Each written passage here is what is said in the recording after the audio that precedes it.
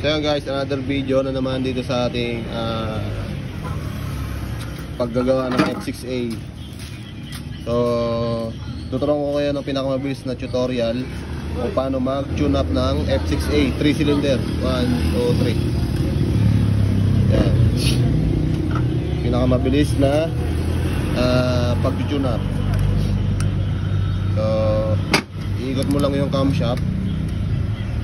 Isa. Yan. Kailangan naka-free yung cylinder number 1. So guys, ito yung cylinder number 1. Lahat ng cam loop naka-taas. Yan. So free yan lahat. Yan, naka-free yan. Ito. Galaw. So susunod, cylinder number 2.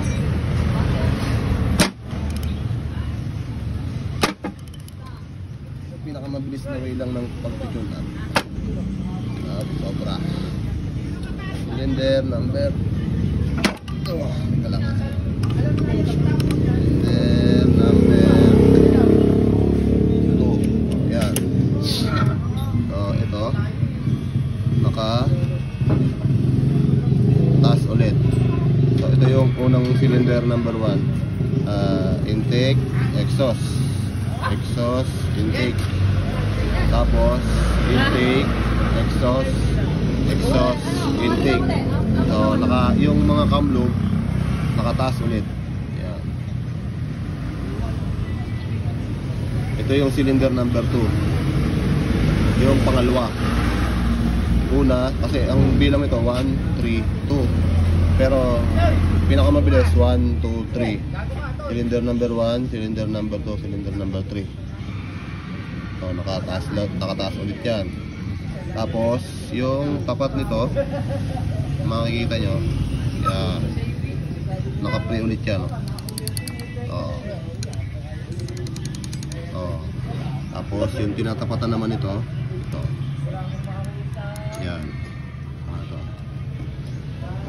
Tapos ito yung tapat nito. Ito yan. Tapos pangatlo, cylinder number 3. Ganun ulit.